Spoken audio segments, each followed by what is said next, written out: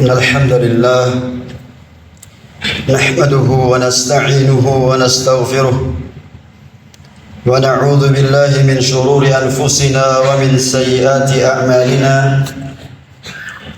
من يهده الله فلا مضل له ومن يضلل فلا هادي له أشهد أن لا إله إلا الله وحده لا شريك له وأشهد أن محمدا عبده ورسوله قال الله تعالى في كتابه الكريم يا أيها الذين آمنوا اتقوا الله حق تقاته ولا تموتن إلا وأنتم مسلمون وقال يا أيها الناس اتقوا ربكم الذي خلقكم من نفس واحدة وخلق منها زوجها وبث منهما رجالا كثيرا ونساء واتقوا الله الذي تساءلون به والأرحام إن الله كان عليكم رقيبا وقال يا أيها الذين آمنوا اتقوا الله وقولوا قولا سديدا يصلح لكم أعمالكم ويغفر لكم ذنوبكم ومن يطع الله ورسوله فقد فاز فوزا عظيما أما بعد فإن أصدق الحديث كتاب الله وخير الهدي هدي محمد صلى الله عليه وسلم وشر الأمور محدثاتها وكل محدثة بدعة وكل بدعة ضلالة وكل ضلالة في النار. Ma'asyiral muslimin, jamaah salat Jumat yang semoga senantiasa dirahmati Allah Tabaraka wa Ta'ala. Marilah kita senantiasa meningkatkan ketakwaan kita kepada Allah, mempersiapkan bekal terbaik kita sebelum ajal datang menjemput, karena tidak ada seorang pun yang tahu kapan ajalnya tiba. Oleh karena itu, kesadaran kita akan dunia yang fana ini menghantarkan kita untuk berbekal dengan amal saleh, karena Allah Subhanahu wa Ta'ala akan memasukkan hambanya yang beriman, yang melakukan amal saleh. Allah berfirman, udkhulul jannata bima kuntum ta'malun, masuklah kalian ke dalam surga disebabkan karena amalan kalian. Dan tidak bertentangan dengan hadis yang menyatakan bahwasanya tidak akan masuk surga seorang pun kecuali dengan rahmat Allah. Kenapa Nabi mengajarkan ketika kita masuk masjid mengucapkan Allahumma ftah li abwaab rahmatik? Karena kita masuk ke rumah Allah untuk beramal saleh. Berarti di antara rahmat Allah dijadikan seseorang gemar beramal saleh. Karena itu yang akan kekal di timbangan catatan amalnya. Pahala orang yang beramal untuk dirinya. Man 'amila shalihan fali nafsihi. Barang siapa yang beramal saleh, maka amal saleh tersebut untuk dirinya. Man 'amila shalihan fali anfusihim yamhadun. Barang siapa yang beramal saleh, itu untuk diri mereka, untuk mereka bersenang-senang di kemudian hari. In ahsantum ahsantum li anfusikum. Kalau kalian berbuat baik, maka kebaikan untuk diri kalian. Maka sidang Jumat yang dirahmati Allah Subhanahu wa Ta'ala, pertanyaan yang barangkali jarang terlintas di hati kita, pernahkah kita berpikir dari mana kita kemudian lahir di muka bumi ini dengan proses penciptaan yang sangat baik? Sebagaimana Allah Tabaraka wa Ta'ala berfirman, Allah mengingkari kedurhakaan hamba-hambanya. Ya ayyuhal insanu ma gharraka bi rabbikal karim. Wahai manusia, apa yang menyebabkanmu durhaka kepada Rabbmu yang Maha Pemurah? Alladzi khalaqaka fasawwaka fa'adalak, yang telah menciptakanmu, menyempurnakan penciptaanmu, kejadianmu, dan membentuk rupamu dengan sebaik-baiknya sehingga seimbang. Maka di dalam hadis qudsi dari sahabat Busr ibn Jahash al-Qurashi radhiyallahu anhu, anna Rasulullah sallallahu alaihi wasallam basaqa yawman fi kaffihi fa wada'a 'alayha isba'ah thumma qala Allah 'azza wa jalla ibna adam anna tu'jizuni wa qad khalaqtuka mithli hadha hatta idza sawaituka wa 'adaltuka mashaita bainal burdaini walil ardi mink wa'idun fajama'ta wa mana'ta hatta idza balagatit taraqi qulta atasaddaq wa anna awanus sadaqah.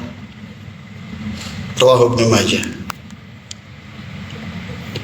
Bahwa Nabi suatu ketika meludah di telapak tangannya. Lihat bagaimana Nabi mengajari para sahabat dengan proses ta'lim yang sangat baik. Dan beliau adalah manusia yang paling sempurna dalam ta'lim.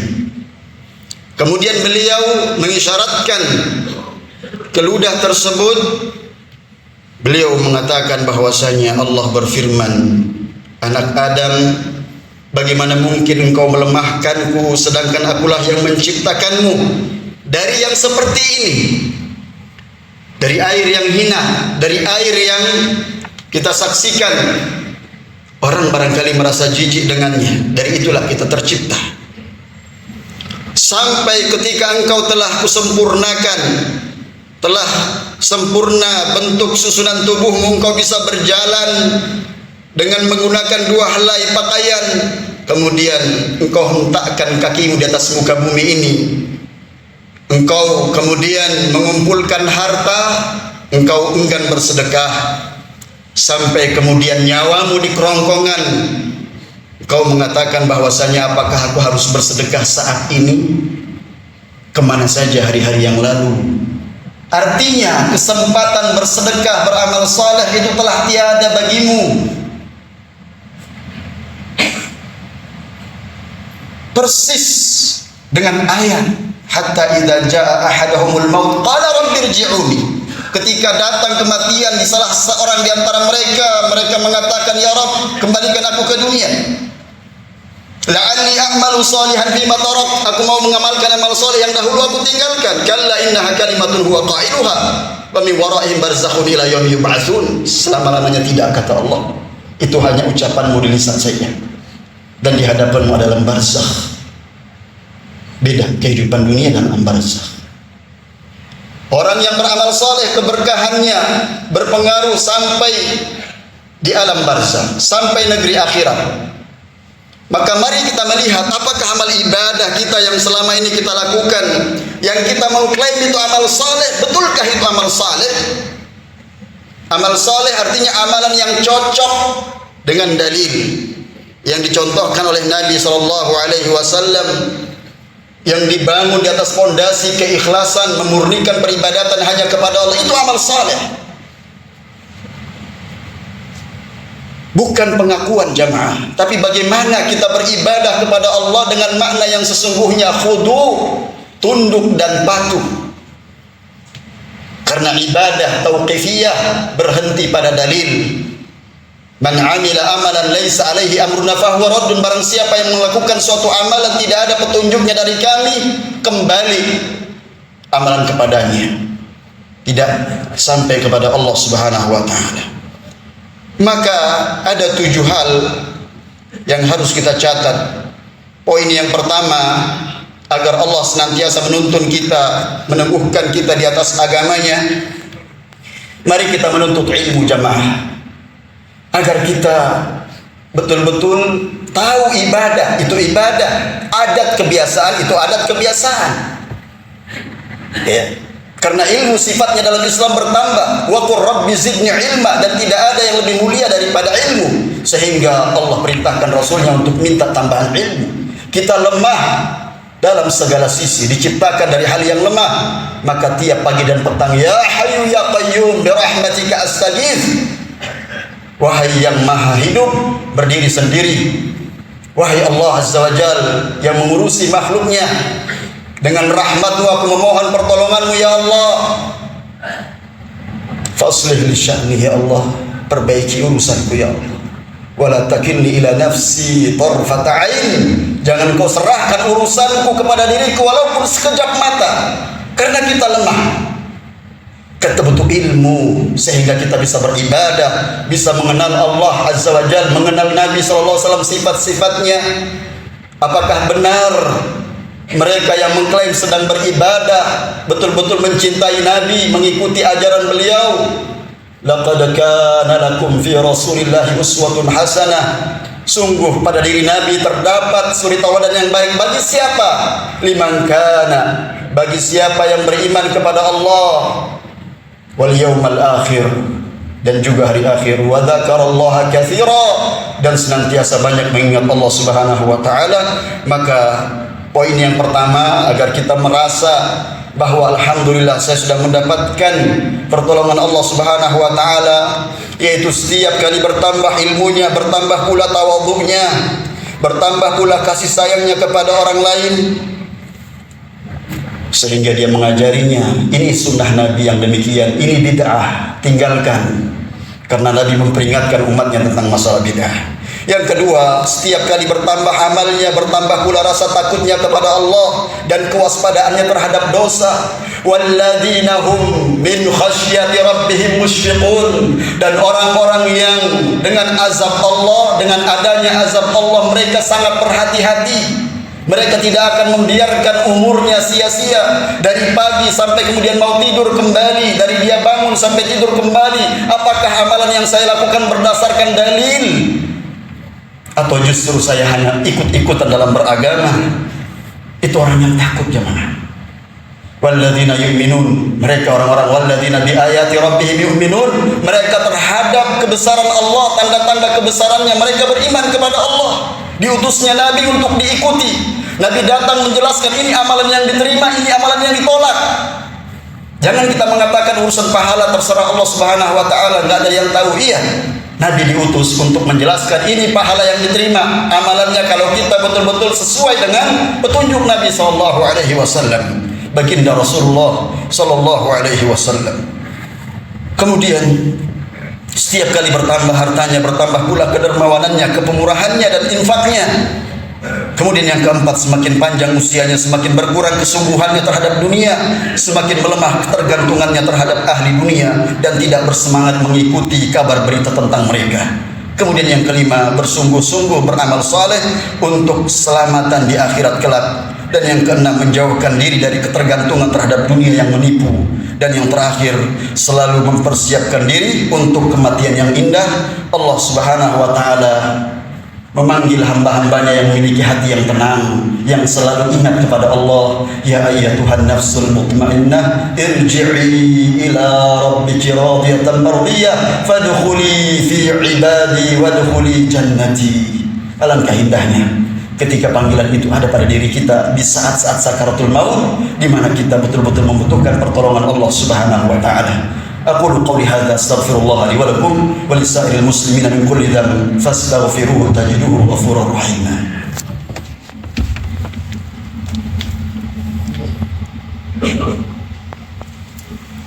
الحمد لله والصلاة والسلام على رسول الله وعلى آله وصحبه ومن والاه بعد. Kaum muslimin yang dirahmati Allah Subhanahu wa taala, Rasul sallallahu alaihi wasallam 1400 abad yang silam telah bersabda, "Idza ahabballahu 'abdan as-salahu." Apabila Allah mencintai seorang hamba, Allah jadikan dia gemar beramal saleh. Dipandang amal saleh itu manis. Kalau kemudian makanan kita rasakan manis dengan lisan kita, amal saleh kita rasakan dalam hati kita. Semakin nikmat kita beribadah kepada Allah, semakin rindu perjumpaan kita kepada Allah Subhanahu wa taala. Maka kita lihat bagaimana potret orang-orang saleh yang dikisahkan dalam Al-Qur'an. Walladzina yu'tuna ma ataw wa qulubuhum wajilah wa annahum ila rabbihim raji'un. dan orang-orang yang telah memberikan apa yang telah mereka berikan dari sedekah, dalam keadaan hati mereka itu gemetar, takut kepada Allah. Kalau kemudian amalnya tertolak, sedangkan mereka yakin akan berjumpa dengan Allah Subhanahu wa ta'ala.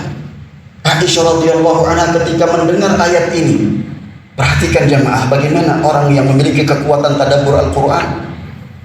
Ya Rasulullah, apakah dalam ayat itu yang dimaksudkan orang yang mencuri, orang yang berbuat zina, orang yang minum khamr?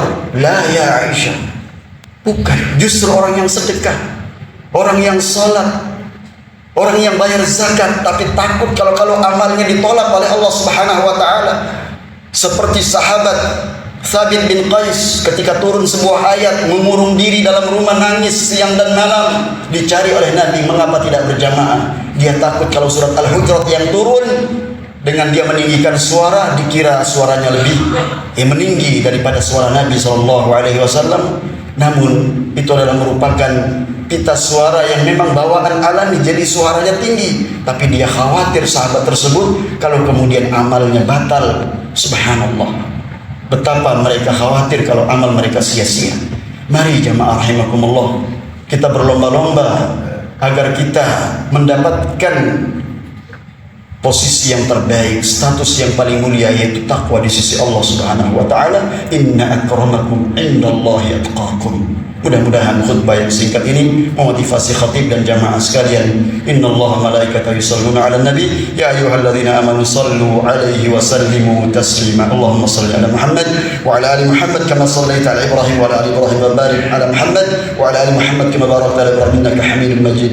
Allahumma ighfir lil muslimina wal muslimat wal mu'minina wal mu'minat al ahya'i minhum wal amwat innaka samii'un qaribun mujibud da'wati ya qadir hajat. Rabbana zalamna anfusana wa illam taghfir lana wa tarhamna lanakunanna minal khasirin. ربنا لا تزغ قلوبنا بعد إذ هديتنا وهب لنا من لدنك رحمة إنك أنت الوهاب. اللهم أصلح لنا ديننا الذي هو عصمة أمرنا وأصلح لنا دنيانا التي فيها معاشنا وأصلح لنا آخرتنا التي إليها معادنا واجعل الحياة زيادة لنا في كل خير واجعل الحياة زيادة لنا في كل خير واجعل الحياة زيادة لنا في كل خير واجعل الموت راحة لنا من كل شر. ربنا آتنا في الدنيا حسنة وفي الآخرة حسنة وقنا عذاب النار.